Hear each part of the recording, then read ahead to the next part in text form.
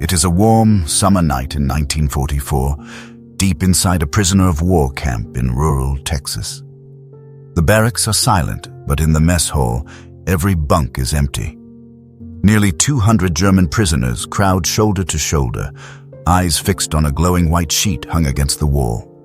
The projector rattles to life, and suddenly the room is drenched in flickering light. On screen, a dashing Hollywood actor pulls a woman into his arms, their kiss long and unashamed. For a moment, the war vanishes. Hardened soldiers, men who once stormed beaches and marched under swastikas, shift awkwardly, some coughing, some laughing, others blushing like boys caught sneaking into a theater back home. When the heroine gasps and the scene grows bolder, whistles echo, catcalls erupt, even clapping breaks out. Behind barbed wire, in the middle of America, enemies of the state are watching a love story they never imagined possible. The irony is staggering. Just months earlier, these same men were told America was a wasteland of chaos, greed, and corruption. Nazi propaganda had painted its people as brutish and savage, incapable of decency, let alone kindness. Yet here, under the Texas night sky, the enemy hands them laughter. A kiss on screen sends waves of shock and giddy amusement through men who had braced themselves for hunger and cruelty. The scene is more than entertainment, it is revelation. They had grown up on films that glorified the Reich, endless marches, and heroic sacrifice. To see a nation so unashamedly laugh at itself, so willing to embrace romance and humor, shakes the ground beneath their convictions. For the first time, some whisper that perhaps everything they were told had been a lie. Others sit rigid, unsure, their worldviews splintering under the glow of a projector. For 2 fleeting hours, the fences dissolve. The rifles, the orders, the uniforms, all fade into the background. They are no longer prisoners, no longer soldiers of Hitler, but simply men. Men caught up in stories of love, daring, and freedom. And in that transformation lies the paradox. America, their sworn enemy, is offering them not punishment, but a window into a life they had never imagined. But this night did not come out of nowhere. These prisoners did not simply stumble into a mess hall and find themselves captivated by Hollywood magic. Their journey began far earlier, on the battlefields of North Africa and France, in the chaos of capture, and in the dread-filled days when they believed the enemy would show no mercy. To understand how laughter replaced fear, how war gave way, if only briefly, to romance and dreams, we must rewind the story. We must trace their path from defeat, across the ocean, and into the strange reality of America's prisoner of war camps. Only then can we truly grasp how a flickering reel of film could turn enemies into startled, reluctant, and very human spectators. Their journey began in defeat. In 1943, across North Africa's burning deserts and the battered villages of France, thousands of German soldiers found themselves cornered. The Afrika Korps, once Rommel's pride, was collapsing. Supplies had dried up, tanks were silent hulks, and Allied pressure grew relentless. On the hedgerows of Normandy, the story was the same. Scattered units, dwindling ammunition, and the steady advance of American and British forces. For many, surrender was no longer a choice. It was survival. And yet, raising their hands to the cry of Hände hoch felt like stepping into the abyss. For years, Nazi propaganda had hammered a single warning: capture meant torture, starvation, or death. The Allies, they were told, had no honor. To fall prisoner was to lose not just the war, but one's humanity. So when rifles were thrown aside and hands shot upward, fear gripped harder than the thought of dying in battle. But the first minutes of captivity upended those beliefs. Instead of fists and boots, there were water canteens thrust into parched hands. Instead of snarling hatred, there were awkward smiles and jokes in English, half understood but lacking venom. Exhausted men expected blows. They received cigarettes. They braced for hunger. Instead, they chewed on white bread, meat from tins, food richer than what they had eaten in months. Confusion set in like a fever. Was this kindness real, or a cruel trick before the punishment? As they were herded onto trucks, more shocks awaited. These were not cattle cars jammed with bodies, but open transports with space to breathe. The guards kept rifles steady, yet they did not strike. Orders were strict but not savage. Rumors whispered among the prisoners. Why do they feed us? Why let us rest? Some refused meals, muttering of poison. Hunger betrayed them within days, and when they finally ate, the food was safe and astonishingly good. The greatest jolt came when they were marched aboard ships. They expected darkness, filth, suffocation. Instead, bunks lined the decks. Meals were scheduled, and there was air, endless air rolling in from the Atlantic. The voyage stretched across weeks of water and sky, and with each sunrise, Germany felt more distant, shrinking from reality into memory. They leaned against rails, guarded but free to watch the waves. They stared at gulls circling above, as if mocking their captivity with effortless freedom. Nights were the hardest, lying awake, staring at the stars, wondering what waited at the journey's end. Some clung to their fears. Surely the cruelty was coming, just delayed. Others, quietly, began to wonder, could America really be what rumors hinted at? Plentiful, generous, different? The uncertainty gnawed at them as much as hunger once had. And then the coastline appeared. Harbors towered with cranes. Cities shimmered with lights even in daylight. Railroads, highways, endless fields, signs of a nation bursting with energy. From the decks of prison ships, German soldiers looked on in silence, stunned. Back home, ration lines stretched for hours. Here, abundance seemed casual, ordinary, even careless. It felt impossible. The first steps onto American soil carried every kind of feeling: fear, awe, disbelief. They were enemies in chains, yet the world around them did not look like the wasteland their leaders had described. It looked like something entirely different, something their minds were not ready to name. The first sight of America was overwhelming. From the decks of crowded transport ships, the prisoners stared in silence as harbors bristled with cranes, warehouses, and endless rows of trucks. Smoke rose from factories that seemed never to rest, and beyond them stretched cities larger than any they had ever seen. Neon signs glowed even in broad daylight, and highways sliced across open land like veins of steel. To men who had lived on rationed bread and dimly lit streets, the spectacle was almost unbearable. Stepping onto American soil, they expected hostility. They were enemies, after all, uniforms still fresh with dust from the battlefields. But what greeted them was something else entirely. Dock workers paused to stare, not with hatred but with curiosity. Children waved from sidewalks as trucks rolled past, guarded convoys of Germans rolling through towns as if they were simply visitors. Some locals even tossed candy or bread to the guards, who laughed and caught it casually. For the prisoners, it was disorienting. Where was the rage? Where were the beatings they had been promised? The land itself was another shock. From train windows, they saw fields stretching farther than the eye could follow, farmhouses sturdy and well-kept, gas stations lit up at every crossroads. Even in the countryside, abundance was everywhere. Rows of cars, barns full of livestock, billboards advertising goods most of them had never touched. Compared to the thin rations of wartime Germany, the contrast was cruel. One prisoner whispered, "If this is the enemy's land, then everything we were told was a lie."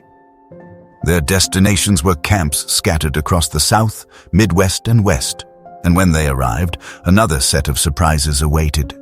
Instead of dark pits or wooden cages, they found neat rows of barracks, mess halls large enough to feed hundreds, even clinics staffed with nurses. Barbed wire and guard towers stood as reminders of captivity, but inside the fences there were bunks with real mattresses, stoves for warmth, uniforms laundered and issued clean. It was not freedom, but it was not the nightmare they had braced for either. The daily routines enforced order, roll calls at dawn, strict curfews, no tolerance for escape attempts, yet even discipline carried a strange softness. Guards barked orders, but rarely struck. Punishments were confinement, not cruelty. There were inspections, but also deliveries of soap, toothpaste, and paper for letters home. Writing was censored, of course, but the simple act of sending a note to a family believed lost was enough to bring tears to some eyes. "They let us write," one man whispered, stunned. Meals became their greatest shock. In Germany, their families scraped by on stale bread and turnips. Here, prisoners lined up for trays of meatloaf, potatoes, beans, milk, sometimes even apples or pie. Some refused at first, certain it was poison, but hunger won, and once tasted, disbelief followed. "Better than my mother's cooking," one soldier muttered through a mouthful, earning laughter from his comrades. Eating well felt almost shameful, a betrayal of those starving back home. Yet they could not stop. At night, in barracks buzzing with whispers, the question returned again and again. Why? Why feed them, clothe them, let them live decently? What was the purpose of such generosity? Some suspected it was propaganda, a trick to soften them. Others began to wonder if the Americans simply lived in such wealth that even their enemies shared in it. The uncertainty was unsettling, but it gnawed at their convictions more deeply than any prison bars could. By the time weeks turned into months, many began to accept the rhythm of this strange captivity. They were watched, yes, but not brutalized. They were far from home, yes, but not starved or beaten. And as they looked beyond the fences, fields stretching into the horizon, towns bustling with life, they realized they had entered not just another country, but another reality. This reality would deepen soon enough, in ways none of them could have imagined. For beyond the fences, in the evenings when work was done and silence fell, came the strangest gift of all. Nights when the guards set up a projector, hung a white sheet, and invited their captives to watch America through the lens of Hollywood. Life inside the American camps unfolded with a rhythm that few prisoners had expected. At dawn, the bugle call jolted them awake. Roll call came first. Lines of weary men standing stiff as guards counted heads under the morning sun. Then came breakfast, trays of scrambled eggs, bread, sometimes bacon, and steaming mugs of coffee. The smell alone was enough to stir disbelief. In Germany, even civilians rarely tasted such meals by 1944. To sit down as a prisoner and eat better than their families back home filled many with both gratitude and guilt. The barracks themselves, though simple, carried a kind of order and dignity. Wooden bunks with mattresses replaced the lice-ridden straw mats they had feared. Showers with running water were available. Cold at times, but still a luxury compared to the filth of front-line trenches. Soap and toothpaste were distributed regularly. For soldiers who had marched for months without bathing, the chance to scrub themselves clean felt like a rebirth. "This is not prison," one man whispered in disbelief, toweling off. "It feels like something else." Rules were strict, but punishment rarely cruel. Curfews were enforced, and disobedience meant solitary confinement or loss of privileges, not beatings. Guards remained watchful but rarely hostile. Many treated the prisoners with a distant politeness, as though they were simply men doing their duty rather than sworn enemies. Some guards even exchanged casual words, small talk about weather, baseball, or farm work. Conversations that felt surreal to men who had been taught Americans were monsters. Perhaps the most precious gift was the right to write letters home. The Red Cross provided paper and envelopes, though every word was censored before it left the camp. Still, the act of putting pen to paper, of whispering across the ocean to wives, children and parents gave prisoners a sense of connection. Some cried silently after receiving replies, pages smudged with ink and fingerprints from war-torn Germany. Others kept their letters folded tight in their breast pockets, touching them like talismans. Work became part of daily life as well. Under guard, groups of prisoners were sent to nearby farms to pick fruit, cut timber, or repair fences. For American farmers short on labor, many young men were away fighting. The prisoners became an unexpected workforce. The strangest moments often came in the fields. German soldiers handing baskets of apples to American guards, while curious children peeked from porches. Locals waved sometimes, even smiled. A few farmers left extra bread or fruit for the guards to share. For prisoners raised on stories of hatred, such encounters chipped away at their certainty. Could enemies truly act so ordinary, so human? Inside the camp, leisure time brought its own surprises. Soccer matches filled dusty fields, with prisoners fashioning goals from scrap wood. Chessboards appeared, pieces carved from leftover rations or wood shavings. Some men with musical skill formed orchestras, playing Mozart and Beethoven on instruments supplied by charitable organizations. In the evenings, voices rose in song, German folk tunes echoing against the barbed wire. It was captivity, yes, but threaded with fragments of normal life. Still, doubt lingered. Around barracks at night, whispers floated. Why do they treat us this way? What do they want from us? Some believed it was propaganda, a ploy to weaken them. Others feared a cruel trick still lay ahead. And yet, the evidence of kindness was everywhere. The food, the letters, the clean uniform. The contradictions unsettled even the proudest among them. For many, the greatest conflict lay inside.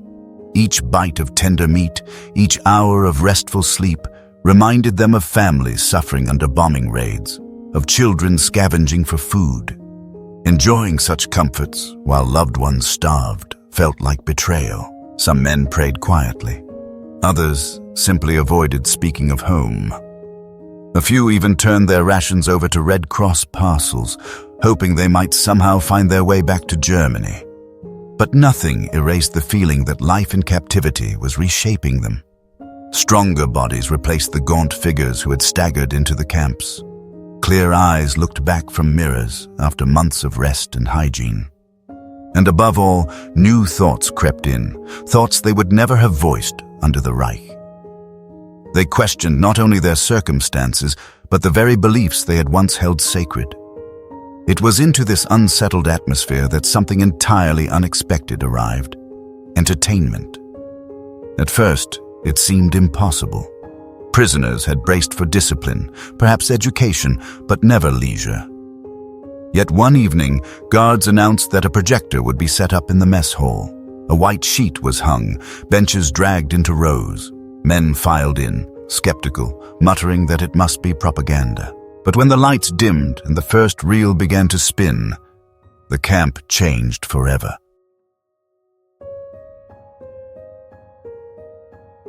By mid-1944, the camps had settled into routines, and work outside the fences became part of that rhythm.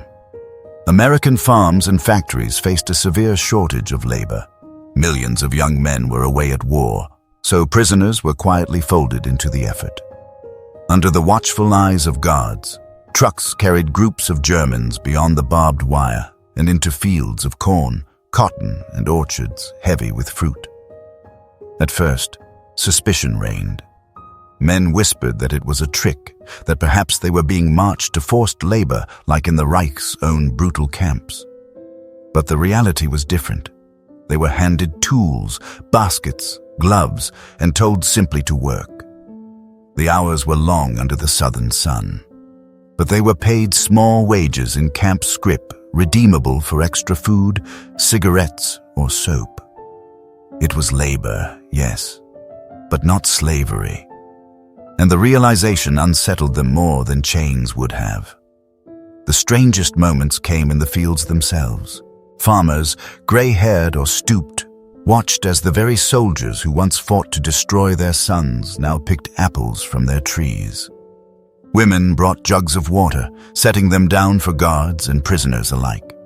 Children peeked from porches, waving shyly, curious more than afraid. One boy even tossed a baseball to a guard who tossed it back, with a prisoner laughing quietly at the absurdity. For Germans raised on images of Americans as brutal and barbaric, the kindness was disorienting. One man later recalled, "I thought they would spit at us. Instead, they gave us bread." Even more unsettling was the absence of hatred. Locals treated them not as monsters, but as tired men helping with chores. Some farmers even slipped extra apples or eggs to the guards, who occasionally shared them with the work details. A few prisoners, embarrassed, muttered that it was humiliating to be treated so humanely by those they had once been told to despise. Inside the camp, the effect lingered. Men spoke of the odd calm outside, of the surreal quiet in towns where shop windows glittered with goods that Germany hadn't seen in years. They marveled at the sheer normalcy. Families eating in diners, neon lights humming, laughter spilling from movie houses. Compared to the bombed-out cities of Hamburg or Cologne, the contrast was unbearable. "It is another world," one soldier said softly. "A world where even the poor have more than we ever dreamed." The work also gave prisoners a sense of purpose. Days spent picking cotton or mending fences broke the monotony of confinement. Muscles strengthened, calluses returned, and with them a flicker of dignity. They were not idle captives wasting away, but men contributing to something, even if only harvesting fruit for a land they once swore to conquer. And though guarded, the labor allowed them to see America not through propaganda, but through daily life. Still, not all reacted with acceptance. Some clung stubbornly to Nazi pride, refusing to acknowledge kindness. They spat on the ground, muttering that it was all theater, a trick to break their will. Yet even they could not deny the evidence. Decent meals, polite guards, and work that, while tiring, never descended into cruelty. Perhaps the greatest irony was this. Out in the fields, sweating under the same sun as American farmhands, the prisoners felt more like workers than enemies. And in that strange overlap, their hatred began to soften, though few admitted it aloud. When they returned to camp in the evenings, dusty and weary, something remarkable awaited. Guards announced that after supper, the mess hall would host entertainment. A projector had been set up, reels delivered, and benches arranged in rows. The Germans exchanged puzzled looks. Entertainment? For prisoners? Skepticism buzzed in the barracks that night. Surely it would be propaganda, the same heavy-handed reels they had seen back home. Yet curiosity was stronger. When the lights dimmed and the first images lit the sheet, disbelief rippled through the room. What unfolded was not sermons of power or discipline, but stories of laughter, love, and adventure. And with that, captivity would never look the same again.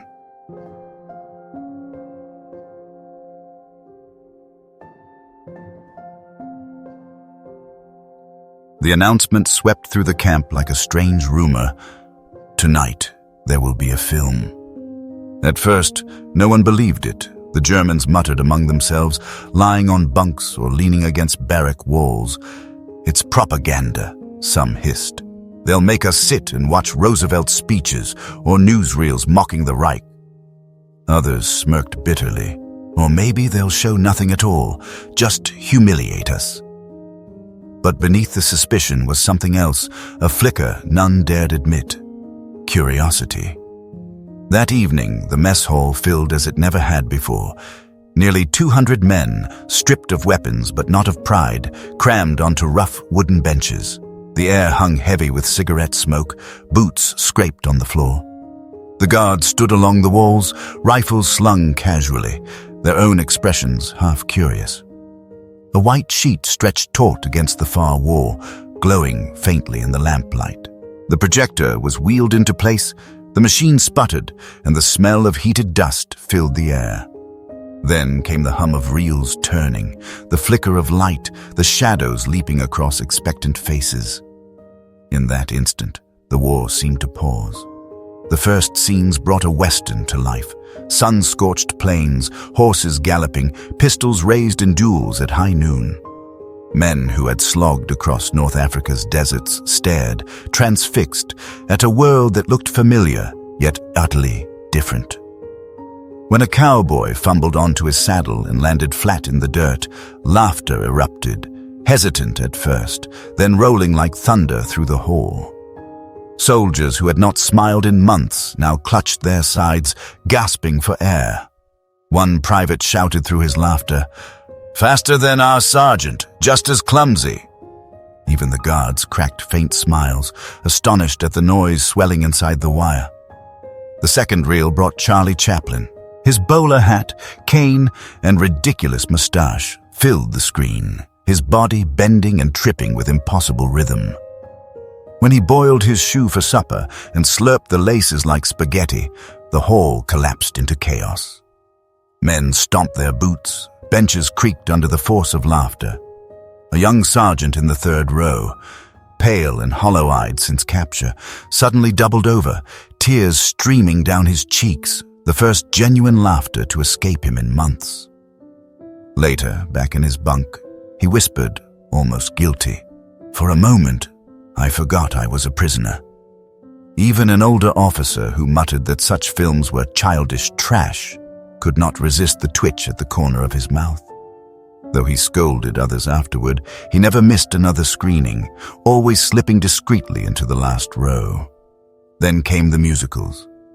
The hall, so used to drill calls and barked orders, trembled with the swell of orchestras. Fred Astaire and Ginger Rogers floated across the screen, feet gliding as though untethered by gravity. Hardened men sat slack-jawed.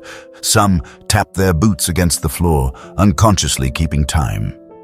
A few tried later, in the dim barracks, to mimic the steps, sliding clumsily across wooden planks while their comrades roared with laughter.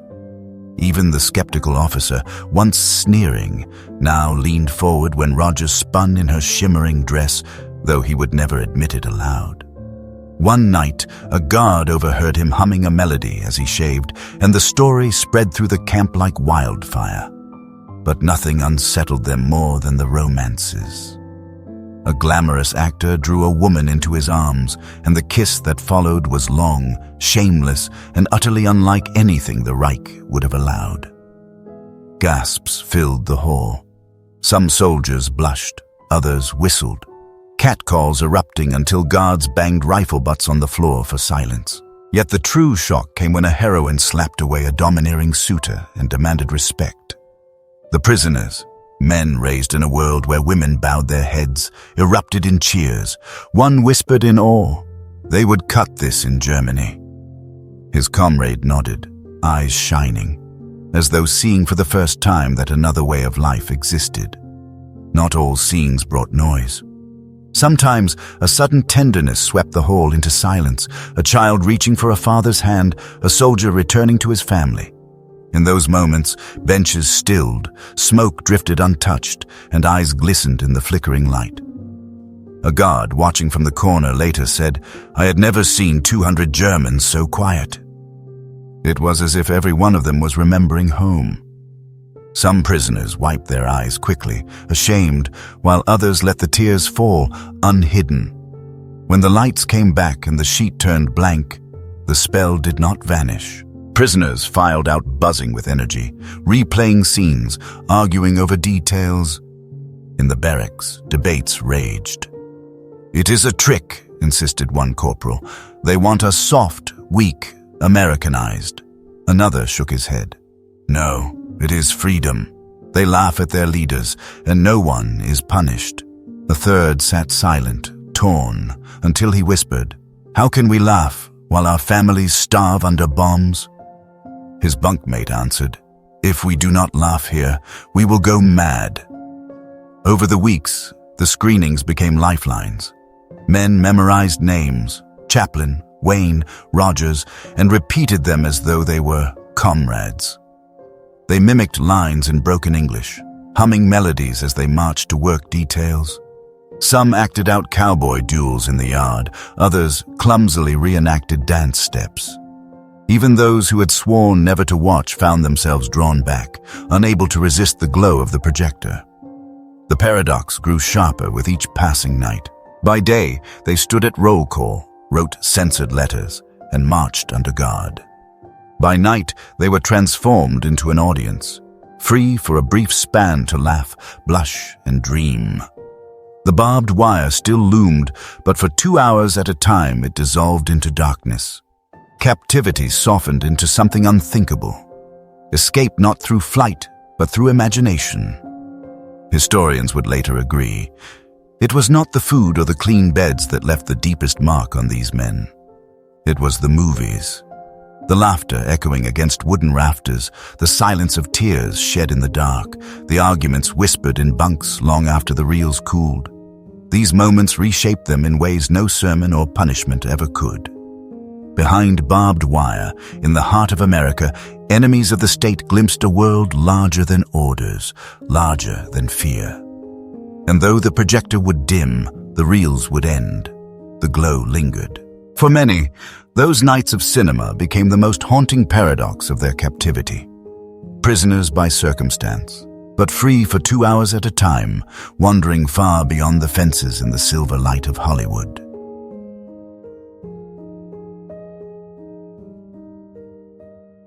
By the autumn of 1944, the projector had become more than a machine.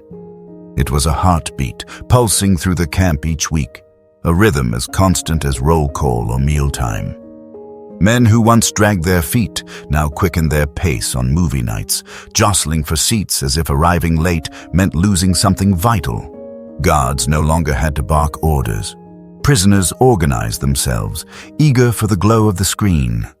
The films did more than entertain. They worked their way under the skin. The young sergeant who had laughed at Chaplin began to change.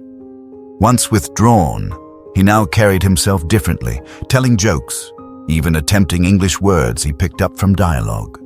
His comrades teased him, calling him Charlie, but when he answered with Chaplin's trademark shuffle, the barracks roared with approval.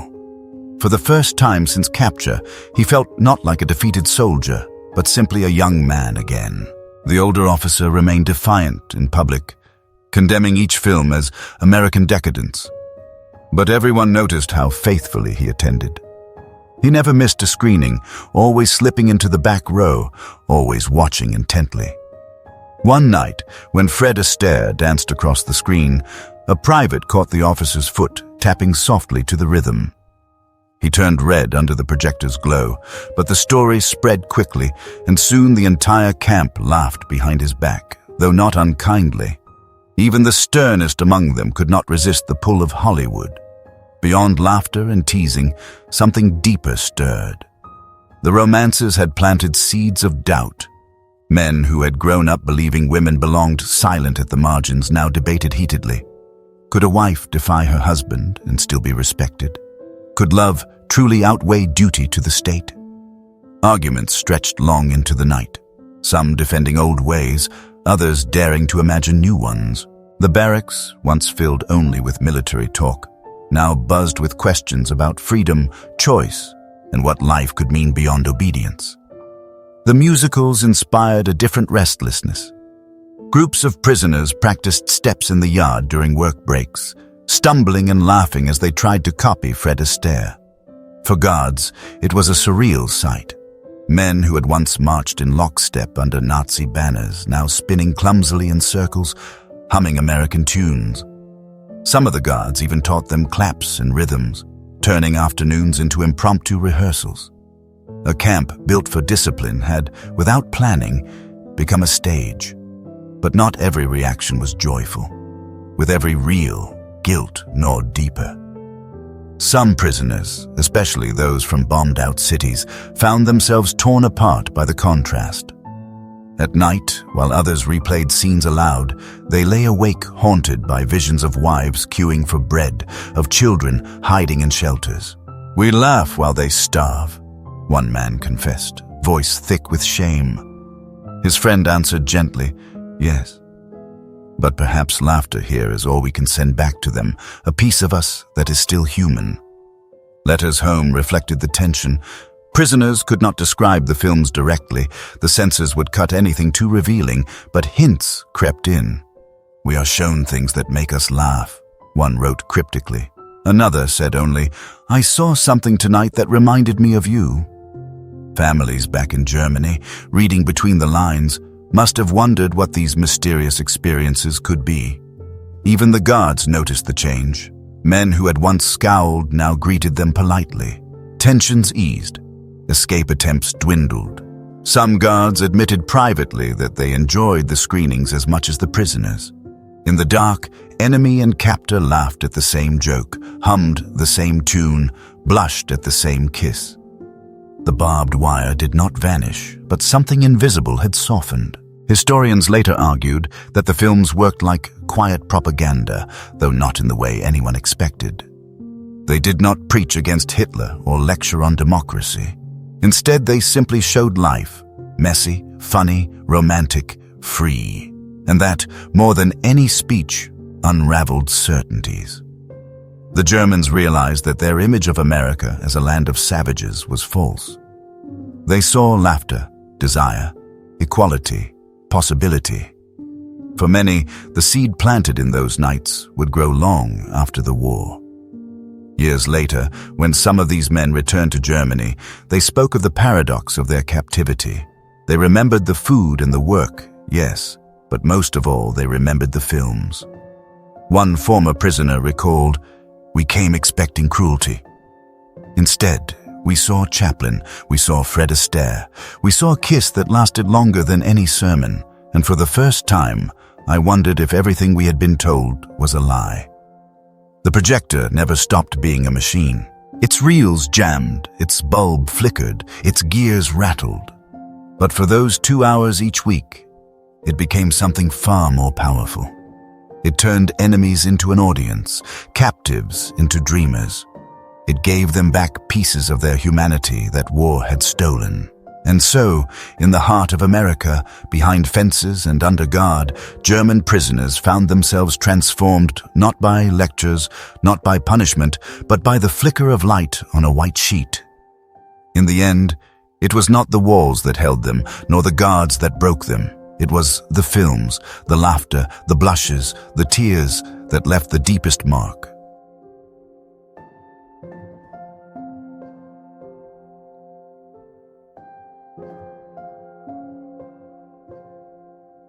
When the war ended in 1945, the camps did not empty overnight.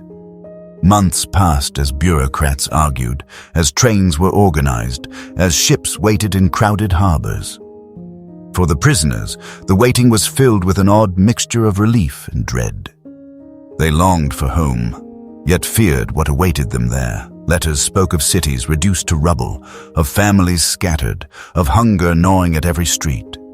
The America they had seen, fertile fields, endless highways, movie nights, would vanish the moment they stepped back into Germany's ruins. The final days in camp carried a strange melancholy. Roll calls felt less strict, guards less stern. Friendships had even formed, uneasy, unspoken, but real. A guard who once barked orders now handed out cigarettes with a grin. Farmers came to say farewell to the work crews who had helped harvest their crops. Some prisoners left with small tokens, a handkerchief, a pencil stub, a folded photograph. Others carried nothing but memories. The taste of pie in the mess hall, the warmth of showers, the silver glow of Chaplin's smile. Departure came in convoys. Trucks rumbled through American towns, locals lining sidewalks to watch columns of uniformed Germans roll past one last time. Some waved, others stared coldly, but the scenes were nothing like the venom they had been warned to expect. The ships that carried them eastward were crowded, the sea rough, the future uncertain. As the coastline of America disappeared, many prisoners stood at the rails, silent, wondering if they would ever again see the land that had treated them so differently than they had imagined. The homecoming was jarring. Cities like Hamburg and Dresden lay in ruins. Bridges twisted into rivers, streets lined with hollow shells of buildings. Families waited on platforms, gaunt and tired, searching faces for the men they had feared lost. For returning prisoners, the joy of reunion was cut with guilt. They had eaten well, slept safely, even laughed in captivity, while their loved ones endured bombing raids and starvation. Some men said nothing of America for years, ashamed of the comfort they had known behind barbed wire. But the memories would not stay buried. Around kitchen tables, in whispered conversations, stories slipped out. "They showed us films," one man admitted quietly. His brother stared, unbelieving. "Films? In prison?" Another recalled the first time he saw Fred Astaire dance, the first time he laughed at Chaplin's shoe spaghetti. Some wives wept to hear it. Others shook their heads, unable to reconcile such images with their own suffering. In time, those stories spread further. In classrooms, young students asked their fathers what captivity had been like. Many veterans answered not with tales of cruelty, but with paradoxes of being fed, of working alongside Americans, of laughing at movies while the world burned.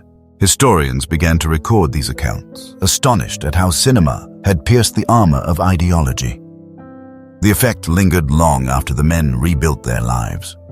Some prisoners returned to farming, others to trades. A few emigrated, remembering the open fields of America more vividly than the rubble of their homeland. But almost all carried with them a quiet shift in perspective. They had glimpsed freedom not as slogans, but as gestures, a joke, a dance, a kiss unashamed. It was enough to leave them questioning, enough to plant seeds of doubt about everything they had once believed. One former prisoner, decades later, confessed, "It was not the rations or the barracks that changed me. It was the movies. For 2 hours, I lived in another world. I saw that a man could laugh at his leaders and still be safe. I saw that love could defy power.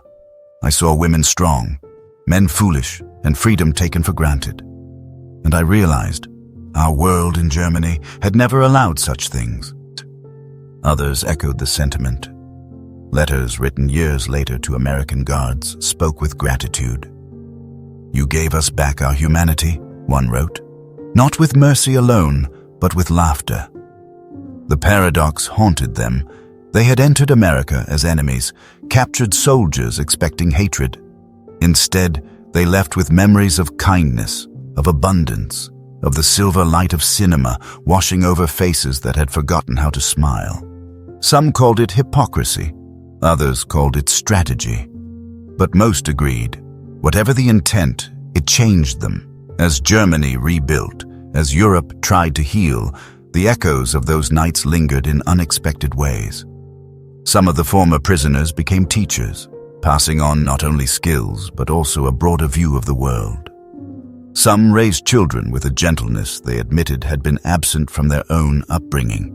And some carried scars of guilt, never forgiving themselves for enjoying laughter while their homeland bled. Yet even that guilt bore its lesson. For in remembering the contradiction, they remembered also the humanity of those they once called enemies. That memory of laughter shared in captivity became a strange bridge across the chasm of war. And so, the legacy of those movie nights stretched far beyond the fences of the Texas camp. It lived in the stories told at family tables, in the quiet hum of a tune remembered from long ago, in the unguarded smile of a man who once thought himself incapable of such joy.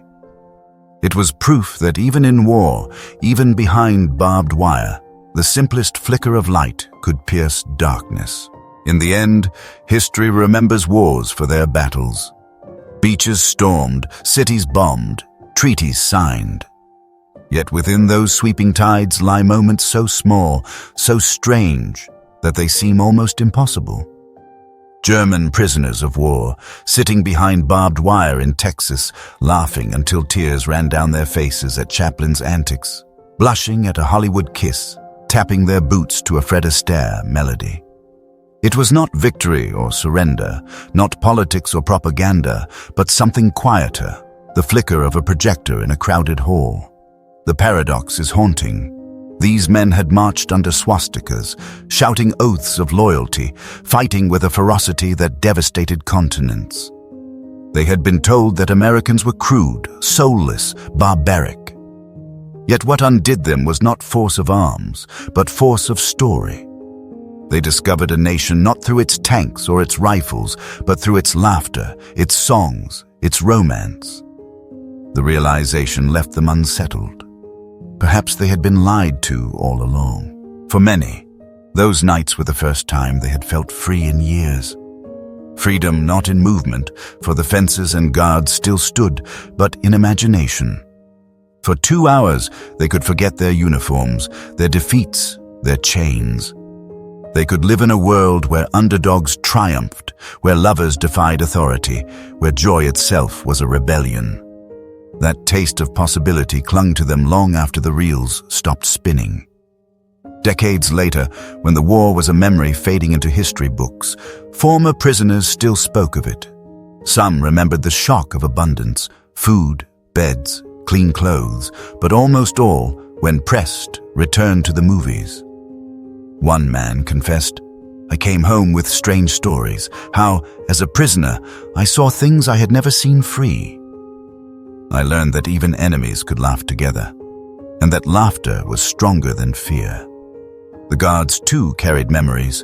Many admitted that they had expected hatred, clashes, perhaps violence. Instead, they found themselves watching films side by side with their captives, chuckling at the same jokes, shifting uncomfortably at the same kisses. For a brief moment, the lines blurred. Behind the uniforms and the languages were simply men, sharing the oldest form of connection, storytelling. What can we take from this, looking back? That war strips humanity, but it can also reveal it in the strangest of places.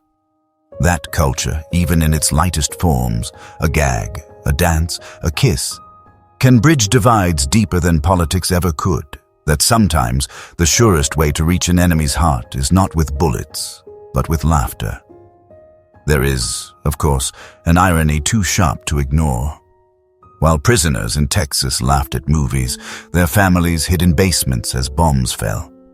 While men tapped their boots to Gershwin, their children queued for scraps of bread. The contrast scarred many, leaving guilt that lingered long after. But perhaps that very contradiction is the point. War is not one story, but many. Some of cruelty, some of compassion, all tangled together in ways that defy easy judgment. Today, as we recall these hidden chapters, we are reminded that history is not only about what nations did, but about what people felt. The story of German prisoners watching Hollywood films is not a tale of victory or defeat. It is a tale of humanity, how even in captivity, men longed for laughter, romance, and beauty. How even enemies could be changed, not by force, but by glimpsing another way to live. As the lights dimmed in that Texas mess hall and the projector rattled on, a strange truth emerged. Behind the fences, freedom flickered on a white sheet. For 2 hours at a time, the war receded. For 2 hours, the world was bigger than flags and uniforms. For 2 hours, hardened soldiers remembered what it meant simply to be human. And perhaps that is the greatest untold story of all.